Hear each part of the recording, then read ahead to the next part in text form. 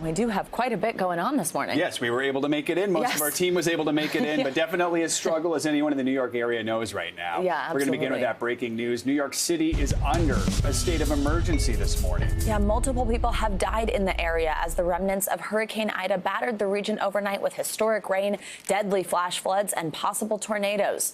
For the first time ever, the National Weather Service issued a flash flood emergency for 9.1 million New Yorkers, and a citywide travel ban just lifted hours ago. Streets in Brooklyn turned into rivers overnight, and homes flooded across the region, including an apartment in Manhattan that you're seeing there. The storm is also impacting public transportation this morning. It's unclear how many trains will reopen after service was suspended overnight. Commuters found scenes like this across the city, subway stations filling up with water. People taking to the skies were also impacted. The baggage claim at Newark Airport in New Jersey flooded.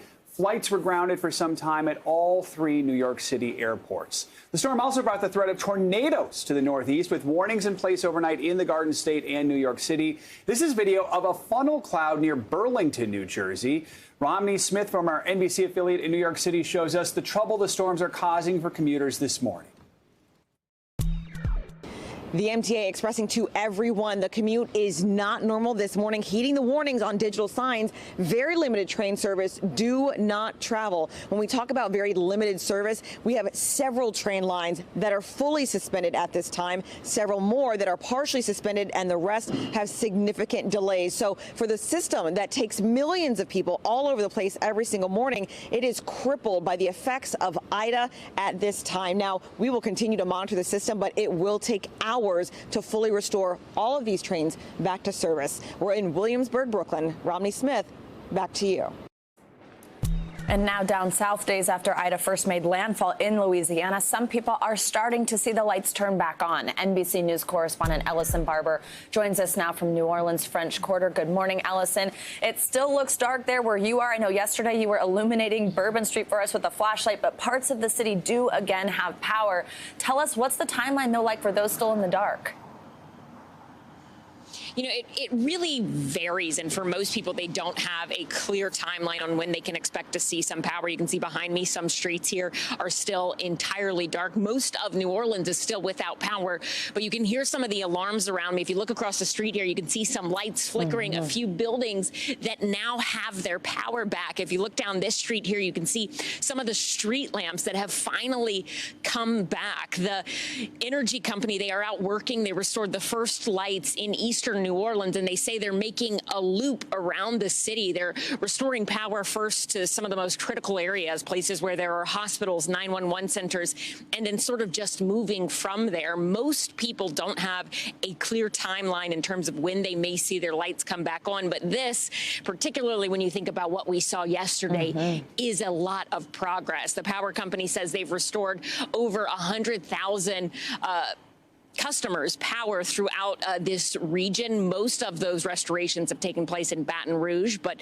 some starting here in New Orleans as well. Savannah. And now, Ellison, one of the major concerns with this power being out is that Louisiana is also dealing with intense heat. I mean, what are people doing to get by? How are they staying safe as they head into another day without power? And then, of course, AC.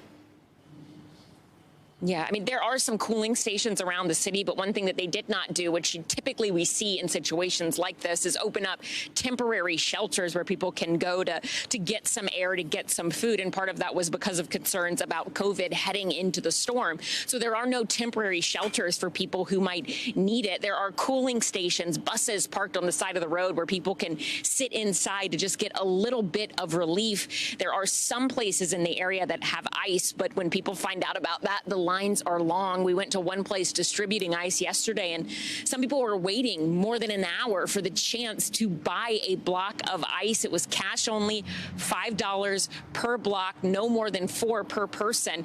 Some people, they wanted that ice for comfort, to have a cold drink, but for others, it really was life or death. Listen to what one woman told us. She needed ice because her medicine has to be refrigerated. Listen.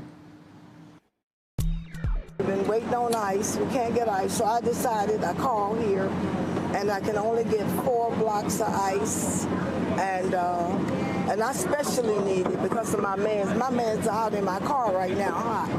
How are you preserving your medicine right now? Well, I had frozen bottles, but the bottles are gone. So it's still in the bag, and I just need to make sure that I keep ice on it until the lights come on or whatever. And we were able to see that woman get some ice, and she loaded it up in her car and went home with that. But this right here, this out-of-service ATM, is one thing a lot of people keep reminding us of, that even if there are places that have supplies, most people don't carry cash nowadays, and they don't have anywhere to get it. The power is back on in this little area. The machine's still not working. Banks aren't open. So in addition to having difficulty finding out where services might be, because for many people, their phones have run out of battery, they also don't have cash to go to a place like that ice supply area to buy basic things like ice. Savannah? Oh, my goodness. And Allison, President Biden is planning to tour the damage in Louisiana tomorrow. What do we know about his visit so far? Yes, we know that he'll be here tomorrow touring, assessing the damage.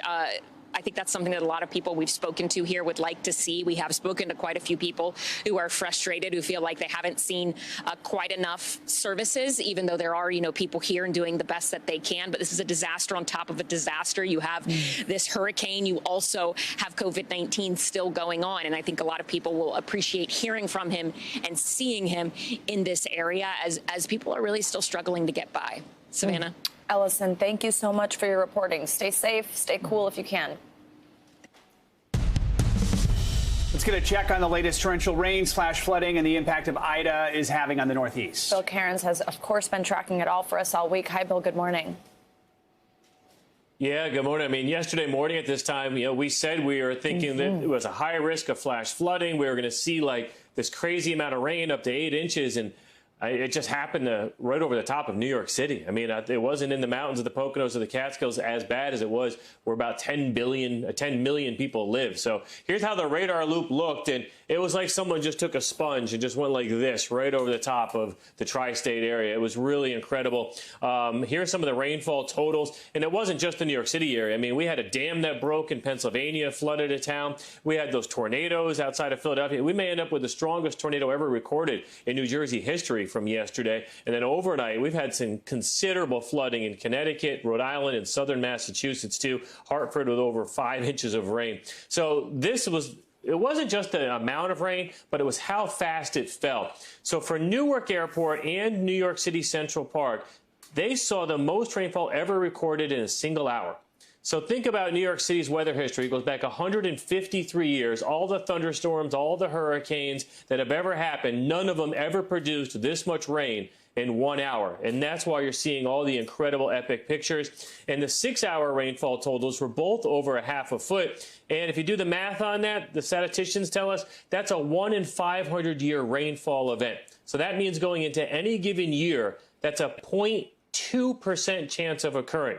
A very, very rare event that occurred last night. And for Newark, it was the wettest day ever recorded. Their weather records go back 99 years. And for New York City, it was the 5th wettest day ever recorded. And this was the map I showed you guys yesterday. The high risk was right over where we saw the worst of it. Thankfully, this morning, Ida is just about gone. A little bit of rain left in Maine and also on Cape Cod. It was pretty incredible, guys. I was out last night. It's about 1 a.m. in my town. Firefighters were rescuing people. It's just, there's thousands of cars stranded on the highways. It's a very ugly morning scene. Absolutely. The numbers are astounding, and so are the images. Bill, thank you so much. Appreciate it. Thanks, Bill. More breaking news overnight. The Supreme Court has decided not to block the new restrictive abortion law in Texas. In a late-night 5-4 decision, the majority said that the Texas abortion law can remain in effect for now. The justices wrote that they have not ruled on whether the law is constitutional at this point. Chief Justice John Roberts joined the court's 3 liberals in dissenting. The new law, called SB 8, does 2 major things. It bans abortions once a fetal heartbeat is detected. That's usually around 6 weeks into a pregnancy and well before most women know they are pregnant.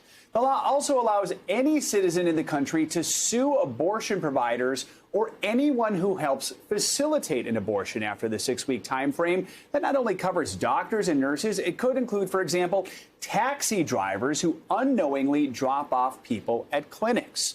NBC News legal analyst Danny Cevallos joins us now. So, Danny, the Supreme Court majority is allowing the law to take effect, but writes, quote, in particular, this order is not based on any conclusion about the constitutionality of Texas's law. So what does this development mean right now for women seeking abortions in Texas and for their providers? Yeah, this should go down as the Dred Scott v. Sanford of unsigned, one-paragraph, late-night orders. It is wrong. And that's not just me saying that. That's Chief Justice Roberts saying that. That's Justice Breyer saying that in their dissenting opinions. The majority in this case gets it wrong. They acknowledge the burden that the proponents need to show irreparable injury. What other kind of irreparable injury is there than the inability to get an abortion? But they get mired in the procedural issue. Well, hey, if the state isn't directly enforcing it, if it's the citizens enforcing it, hey, the state, this is a novel issue. Well, if it's a novel issue, then preserve the status quo, exactly as Justice Roberts says. If this is a hinky situation, if it's bizarre, if it's novel, then what's the harm in preserving the way life was, not just yesterday or the day before, but for the last several decades while we sort this out? So, Danny, do we know at what point the court could actually rule on the constitutionality of the law? What would that take? This battle right now is just about hitting the pause button. It's just about saying, well, for now, while we decide this constitutional issue, should the Texas law be allowed to go into effect, or should we just keep things the way they were before? And the burden here is that they have to show for injunctive relief that they're likely to win on the merits and that there's some irreparable harm and a few other things that I'm not going to list. But the bottom line is, if in a situation like this, it's safer to preserve the status quo. And when it comes to abortion, is there any other kind of irreparable harm? Women who want an abortion can't wait 9 months or 2 years for the court to decide the case on the merits. Obviously, they can't even wait more than a month in most situations. So this is exactly the kind of situation they should have hit the pause button. They blew it, the majority. Danny, let's look at the dissenting opinions. Justice Sonia Sotomayor's dissent very strongly worded. She writes, the court's order is stunning in that a majority of justices have opted to bury their heads in the sand. Justices Breyer and Kagan both signed on to it, notably not Chief Justice Roberts. So can you break down these dissenting opinions here and what their argument is right now against this Texas law? Sure. You start with Justice Roberts. His is pretty straightforward. He says, well, look, in a situation like this, where there's just such a threat on a clearly established constitutional right, the safe thing to do is preserve the status quo. Hit that pause button, and we'll figure it all out later. Justice Breyer says, who cares about the procedural issue of, hey, is it the state enforcing it, or are they deputizing its citizens to file lawsuits like Wyatt Earp and the U.S. Marshals? Who cares about that? The bottom line is that the right to an abortion is being infringed. And for that reason alone, we should preserve the status quo and issue an injunction. So, I mean, the same result, slightly different reasoning, not really that different, but slightly different reasoning. And again, like I said, and I'm sounding like a broken record because I'm as stunned as some of the justices on the on their dissenting opinions. The safe thing, the right thing to do would have been just preserve the status quo. It's not even about the constitutionality of abortion. Just hit the pause button, preserve these women's constitutional rights while they sort it out. And quickly, Danny, this doesn't overturn Roe v. Wade, but what could it mean for other states down the line? It doesn't overturn Roe v. Wade. In fact, like I said, the majority goes to great pains to say, whoa, whoa, whoa, we're not passing on the constitutionality of Roe v. Wade. But, you know, that begs the question. If the constitutionality was that obvious that you had to put a line in about that, you could have ruled on it, because that goes to the issue of irreparable harm and a clear entitlement to a likelihood of success on the merits. So that factors into that calculus. The majority could have taken action based on that. All right, Danny Cevallos, appreciate your expertise this morning. Thank you.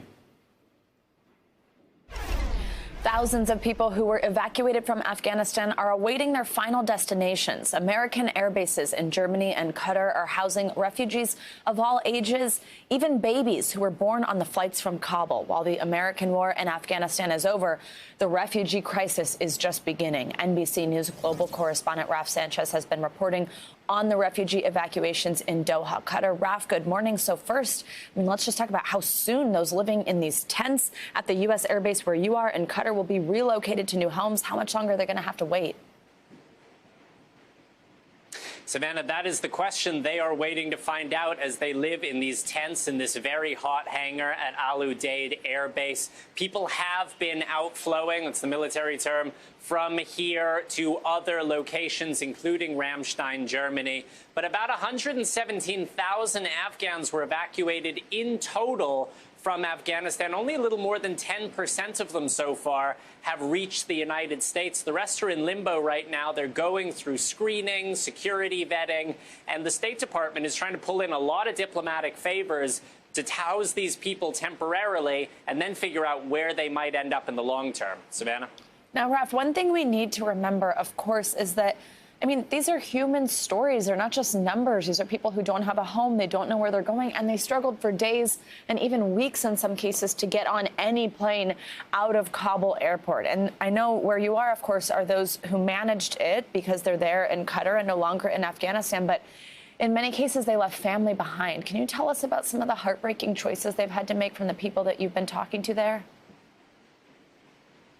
Yeah, absolutely. Savannah, let me tell you about Abdul Mohammadi. He is a dual U.S.-Afghan national. Our producer, Shira Pinson, caught up with him at Ramstein Air Base in Germany yesterday. He was in Afghanistan with his wife, his 2 young children, and his mother, and they tried for 10 days to get to the airport. They finally reached it on the very last days of the American airlift. But when they got there, they ran into a Taliban checkpoint, and the Taliban commander said, you, your wife, and your kids can come through, but your mother has to stay here. Take a listen.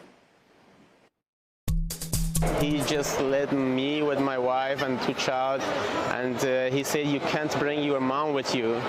If you want your mom, you need to go back home. If you want to get out, you need to just take your wife and your 2 child. That's it. Now, Abdul eventually decided to do what he felt was best for his children, which was to get on that C-17. His mother is alone in Kabul now. He believes she is in danger because of his service alongside U.S. forces in Afghanistan. And Savannah, we can only imagine what he is going through. Oh, my goodness, that is just heartbreaking to hear. And Raf, it also, of course, hasn't been an easy situation for those who are also helping evacuees get to safety. How are U.S. military and State Department officials handling this? Yeah, we think of our U.S. service members as brave and stoic, and of course they are, but they are also humans, and they have seen and they have been through a lot over the course of this airlift. Our team caught up with Colonel Adrienne Williams, and she talked about one of those babies born on an American C-17, a little baby girl named Reach, because that was the call sign of that aircraft. Take a listen to her thoughts on this. So the thing that absolutely touched my heart was when we were able to, when the young lady gave birth on the C-17, and that's been in the news, because that was a young life that came into the world with just absolute hope that her whole world's in front of her, and her ability to grow and learn is just phenomenal. And myself, being a woman in the military and having a young daughter, just knowing the opportunity that young baby she's going to have it brought a tear to my eye and really warmed my heart. Savannah, Abdul and Reach, these are just 2 stories from the thousands and thousands of people who have left their lives behind in Afghanistan and are starting new and uncertain ones outside. Savannah? All right, Raf Sanchez, really powerful reporting. Thank you so much. Turning now to the fight against COVID, a new study shows vaccines are still protecting against severe illness and hospitalization, even as the Delta variant continues to spread. The research was published in The Lancet Infectious Diseases, which is a medical journal. It looked at data collected on more than 1 million people, found less than 0.2% of participants reported a breakthrough COVID infection after being vaccinated. Most cases were mild. Experts say breakthrough infections were expected when vaccines were first introduced because the vaccine is not 100% effective, but the results show it's overwhelmingly successful. The study comes as the U.S. prepares to roll out booster shots to all Americans later this month. NBC News health and medical reporter Erica Edwards has been taking a closer look at this new study for her article on NBCnews.com and joins us with more. So, Erica, we know federal officials are getting ready to offer booster shots to all Americans soon. That decision based in part on data that suggests vaccines are not as effective because of the Delta variant. So how does this new research you're covering play into that decision? Could it affect the rollout date or the number of people who are able to get a booster? Hey, Joe, good morning. So the Biden administration said it plans to start rolling out those third doses, those so-called booster doses, the week of September 20th. Now, a lot has to happen before that occurs. Both the FDA and the CDC's advisory panels must meet. They must pore over all of the available data, including this new research, which includes more than 1 million people. Now, the FDA has set its scheduled meeting for September 17th. That's the Friday before that week of September 20th. So they're taking as much time as they possibly can to sort of get all their ducks in a row. Keep in mind, though, if the agencies sign off, that doesn't necessarily mean that everyone in the country is eligible for that third dose that week of September 20th. What's likely to occur is that those at higher risk of COVID-19, healthcare workers and the elderly, would go first. Joe? In your article, you mentioned the misconceptions about the vaccine. Some people think they're 100% protected when they get them. So what's the takeaway from this research? What should vaccinated people know about the risks? Yeah, so the vaccines remain quite good, but just as you said, keep in mind that no vaccine is 100% effective. It will not give you superpowers. So experts said that even, people who are vaccinated, while there's still so much virus circulating across the country, continue with mitigation measures, masking when indoors, around people you don't know, avoiding large crowds. Those layers of protection will only help make the vaccine more effective. Joe? And the report also found people experiencing breakthrough infections 50% less likely to experience long COVID, which is impacting so many people who've had COVID. How significant is this to the battle against long COVID? Oh, very. There's still so much unknown about long COVID, what causes it. Of course, we're talking about people who have ongoing symptoms, brain fog, extreme exhaustion, racing heart for months on end. Consider that, the COVID-19 infections are increasing among younger adults, people in their 20s, their 30s, and their 40s. This is a population most likely to have young children at home, more likely to have full-time jobs, making something like long COVID that much more difficult to deal with. So if we can bring down the COVID-19 infections, of course, we can also bring down the long COVID infections. Joe? So important. All right, Erica Edwards, thanks for your reporting. Appreciate it.